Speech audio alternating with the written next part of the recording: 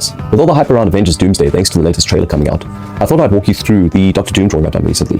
For this drawing I'm going to be using a combination of my Superior color pencils and this 100% cotton color pencil paper. The Doctor Doom suit that Robert Downey Jr. is going to be wearing in the MCU has yet to be revealed. So I decided to take reference from the Hot Toys figure. As only in most drawings, I'd start off with the face. But because metal is notoriously difficult to get right, I decided to dip my toes in the water by starting with his hand. I had to move on to something a bit more comfortable and focus on the fabric of his hood.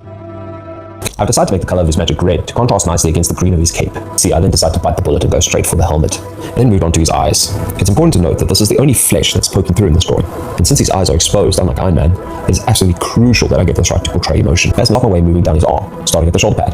The paper is quite soft. It takes quite a lot of layers before the drawing is burnished, and you can't lay any more pigment on top of it, which is great because that helps with overall coverage of the drawing. And I decided to actually do the background digitally. This also allowed for touching up the highlights and adding in effects digitally as well. Overall, I'm extremely happy with how this piece came out, and very satisfied to say the least. This is by far the longest I've taken to do a drawing, partly due to the fact that color pencils as a medium just take forever, and partly because dealing with a now 1-year-old is a handful in its own right.